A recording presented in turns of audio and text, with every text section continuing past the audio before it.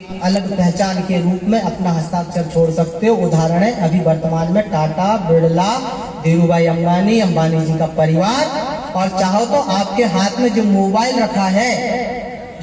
रखा है जिससे आप अभी वीडियो क्लिक कर रहे होंगे, जिसको थोड़ी देर बाद आप वायरल कर दोगे, जिसको हम व्हाट्सएप कहते हैं, जिसको हम फेसबुक कहते हैं, जिसको हम इंस्टाग्राम कहते हैं, जिसको हम टेलीग्राम कहते हैं, इसको बनाने वाला कोई शासकीय सेवक नहीं है, कोई शासकीय नौकर नहीं है। इसको बनाने वाले भी अशासकीय सेवक ही हैं। लेकिन देखो आज व्हाट्सएप का जो मालिक है उसको कौन नहीं जानता, आज टेलीग्राम बनाने वाले मालिक को कौन नहीं जानता, आज कौन नहीं जानता इन सबको। क्या वो कोई शासकीय सेवक है? नहीं, बल्कि ये वो व्यक्ति है जिन्होंने अपने आप को स्वरोजगार के क्षेत्र में स्थापित किया, अपने दिमाग में, अपने मन में, अपनी बुद्धि से कोई नया विचार आया, उस विचार को उन्होंने क्रांति में बदल दिया, और क्रांति में बदलने के बाद उसको अपने आर्थिक रूप से उपभोग करने में सफल हो गए।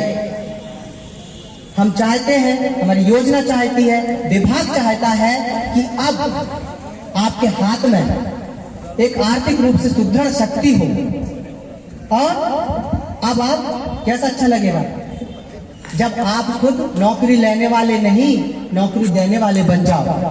हमारी कोशिश है कि आप मालिक बनो, नौकर नहीं। नौकरी देने वाला तो नौकर होता है, लेकिन आप जो नौकरी लेने जा रहा है वो आपके पास आए और आप दूसरों को नौकरी दो। इसलिए इस प्रकार की योजनाओं का संचालन शासन के द्वारा किया जा रहा है। ये लक्ष्य लेकर के शासन चल रहा है। लेकिन यदि आप ही की सहभागिता नहीं होगी, आप ही का प्रयास नहीं होगा, तो मुझे लगता है कि योजना, इसके माध्यम से जो भी कार्य चलाए जा रहे हैं वो केवल कागजों तक ही सीमित रह जाएंगे, और इसके असली जिम्मेदार यदि कोई होंगे तो वो हम नहीं, वो आप होंगे। हम तो खड़े हैं, याद रखना। मैं यदि यहाँ से बोल रहा हूं मेरी तो सरकारी नौकरी लग गई, मैं सच बता रहा हूं। यदि आपकी नौकरी लगे, आपकी नौकरी नहीं लगे, क्या मेरी तनख्वाह पे कोई प्रभाव पड़ेगा? नहीं पड़ेगा। अरे भाई तो प्रयास करो ना, आपका शिक्षक आपके सामने खड़ा है, आप कक्षाओं में आइए, निरंतर आइए, उनके द्वारा जो भी आपको गाइडेंस दिया जा रहा है उस गाइडेंस को आप आगे बढ़िए। मैं यहाँ से मैं दावा कर रहा हूँ कि आपका भविष्य उज्जवल हाथों में है, एक सुरक्षित हाथों में है। आपके पेरेंट्स ने जो सपने देख करके हमारे हाथों में, आपको मिट्टी के लौंदे के रूप में हमारे हाथों में दिया है। और याद रखिए, जब आप हमारे हाथों में हैं तो कौन शिक्षक चाहेगा कि उसके द्वारा जो मूर्ति बनाई जाए। हम तो कुम्हार हैं, कुम्हार। आप जब नवरात्रि आती होगी, गणेश चतुर्थी का अवसर आता होगा, गणेश जी की मूर्ति खरीदने जाते होंगे, देवियों की मूर्ति खरीदने जाते होंगे, एक सपना लेकर के जाते होंगे कि मैं एक सुंदर मूर्ति लेकर के आऊं। लेकिन उस सुंदर मूर्ति को बनाने के पीछे किसका प्रयास होता है? उस कुम्हार का। कुम्हार का क्या सपना होता है? कुम्हार का सपना ये होता है कि उसके द्वारा वो कितनी मेहनत से बनाता है, एक एक रंग रोगन, उसकी आंख, उसके सारी चीजें बना करके वो मूर्ति को जब निर्मित कर देता है, उसका एक ही सपना होता है कि मेरे द्वारा जितनी भी मूर्ति बनाई गई है, बाजार में वो प्रत्येक मूर्ति को खरीदार मिले, उसको खरीदने के लिए लालायित हो जाए। और आपने देखा होगा, ये महसूस किया होगा, यदि कभी आप मूर्ति लेने गए होंगे तो कुम्हार के घर से जब मूर्ति रवाना होती है तो उसकी आंखों में आंसू होते हैं। ये हकीकत बात है, यदि आप लोगों ने अनुभव किया होगा तो वैसे ही प्यारे विद्यार्थियों, आप हमारे हाथों में मिट्टी के लौंदे हो और हम कुम्हार हैं। हम गढ़ने का प्रयास कर रहे हैं, एक शिक्षक की भूमिका निभाने का प्रयास कर रहे हैं कि हमारी पीछे की बेंच पर बैठा हुआ विद्यार्थी भी एक ऐसी मूर्ति के रूप में हम निर्मित कर दें कि जब वो इस महाविद्यालय के बाहर जाए तो उसको खरीदने वालों की भीड़ लगी रहे, ना कि वो भीड़ का हिस्सा हो जाए। इसलिए इस प्रकार की योजना को संचालन करने के लिए हम दिन रात एक करते हैं।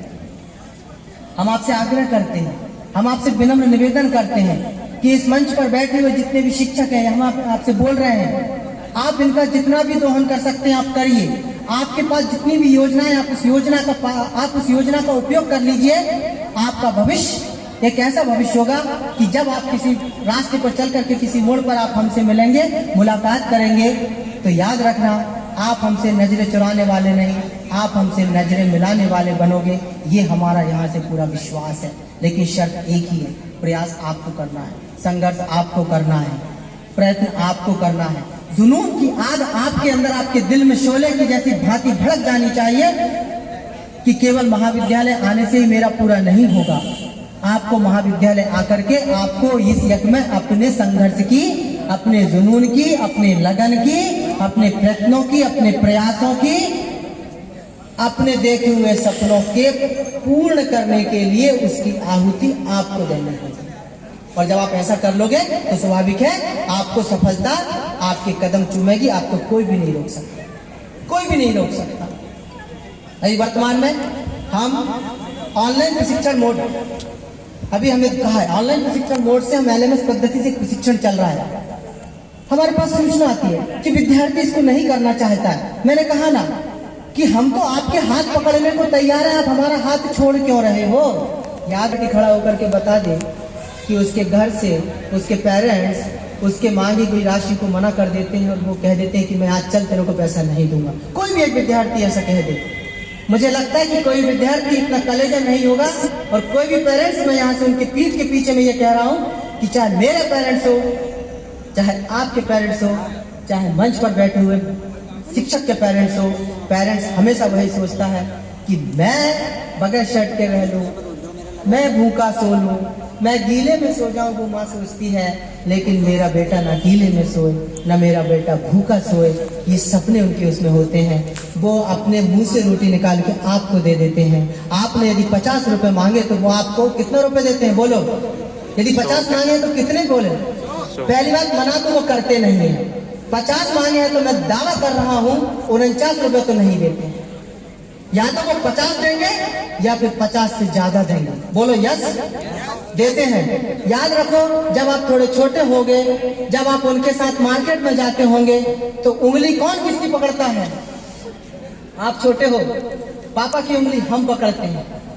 ये पापा की उंगली है जिसको हम पकड़ते हैं और हमारे पेरेंट्स उस रास्ते को क्रॉस करा करके हमें मंजिल तक ले जाते हैं सुरक्षित। लेकिन ये अटल है, ये अमर है, ये सत्य है कि ये समय का चक्र है। एक दिन ऐसा आएगा बेटा कि कुछ नहीं परिवर्तन होगा, लेकिन परिवर्तन प्रकृति का नियम है। ये उंगली सीधे से ऐसे धीरे धीरे धीरे धीरे धीरे धीरे ऐसी परिवर्तित होगी कि पेरेंट्स की उंगली नीचे और आपकी मुट्ठी ऊपर हो जाएगी। एक दिन ऐसा आएगा, आता ही है कि आपको अपने पेरेंट्स की उंगली पकड़ के उनको रोड क्रॉस करना पड़ेगा। ये रोड